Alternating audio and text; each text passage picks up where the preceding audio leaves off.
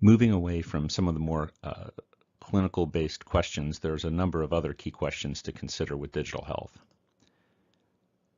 And one of the most important is, who are the new entrants into the market?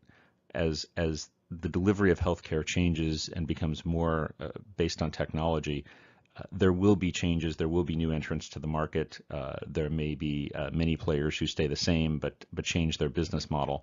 But we don't know yet. We just know that there will be disruption and there will be new entrants.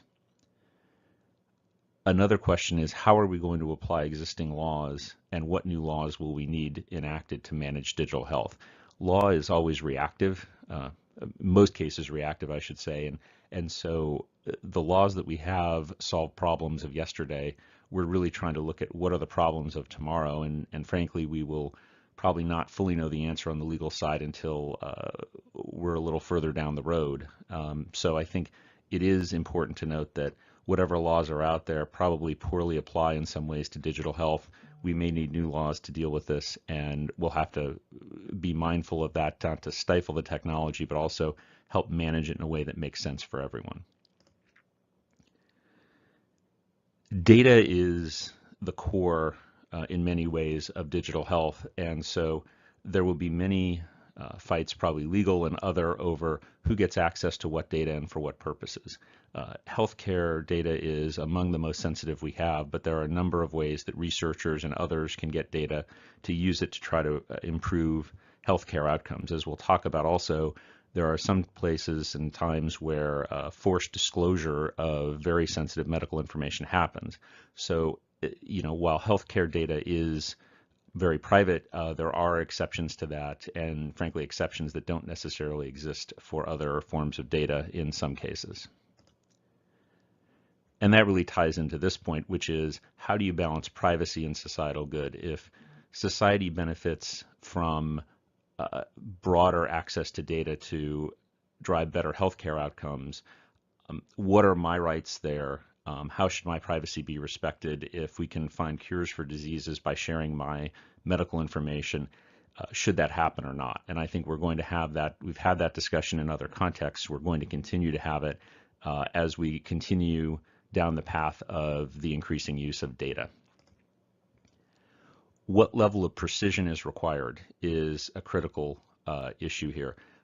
We know certain aspects of how medical devices are regulated, although that is changing obviously as we continue to roll out new, more connected devices. But as we mix a variety of devices from a variety of different disciplines of consumer side, medical side, and other sides, the question is, how do we ensure there's sort of a level set of what these devices do and how they do it? A more critical point, frankly, is how will interoperability work? It's great to have 10 data sources, but if those data sources aren't interoperable, you're probably worse off than if you had less data. So what we've got to make sure, and HIPAA was a law directed at this, is to make sure that the data actually is both portable and interoperable so that clinicians can have access to it, understand it, and incorporate it in their diagnosis and their systems. Related to that is, which data set wins? If you have more data sets coming in from multiple devices, if they're drawing the clinician to a different conclusion, which one does the clinician trust? We don't know that yet. We obviously don't know what the technology is, but that will be an important issue as we add more data. We've got to find a way to say, we believe this set of data over that set of data if we have to make a judgment. As we've talked about a lot of expansion of digital health, ultimately what we're really saying with expansion, there will be contraction as well, and that leads to disruption.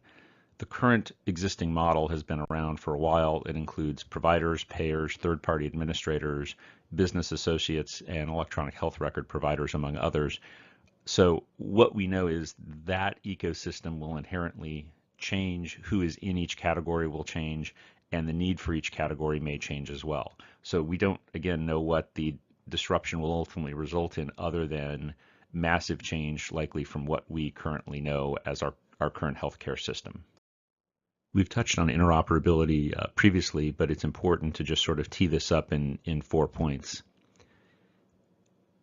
Obviously, the prior drive for electronic health records that we've seen under HIPAA and for providers has been improving patient outcomes, and interoperability is an important part of that. That will certainly only become more important as we move to digital health. How we deal with personal health records, which is really a consumer or individual creating their own health records, not in essence an official health record, those are treated differently, and we need to recognize that, but those may start getting incorporated more and more into EHRs, although it's important to note that under HIPAA and similar regulation that those are likely not regulated under HIPAA in many cases, although once data is incorporated into an electronic health record, it may become part of that record. We've hit this before, but again, one of the key points is how do we make all these new devices and systems talk to each other? There's no standard set. There's not likely one organization necessarily, at least that appears right now, that could set such a standard. So we've got to make sure all of these systems talk to each other. The bottom line of all of this is, as we try to converge all of this data and all of these systems, convergence requires interoperability. A final point here is, obviously, as we talk about increasing use of medical information, including for things like AI and machine learning, we're inherently using people's personal health information more than we ever have before. And it's important to note that obviously healthcare data, as I noted earlier, is extremely sensitive. There are a number of mandated disclosures for public health reasons, as well as permitted disclosures that benefit the patient, but in many cases benefit society at large more. So that's important to note, because part of the rules of the road here will likely be driven by those policy choices that have already been made, which is there's times where the public good wins out over my right of privacy and my medical data. And that ultimately leads to this last question, which is a question we're going to be asking ourselves for a while, which is, what are the rules of the road for this new ecosystem? Since we'll have many non-regulated entities in this and HIPAA won't necessarily apply, how do we manage these rules so that everyone is in the ecosystem is treated fairly and we can get to the best patient outcome possible?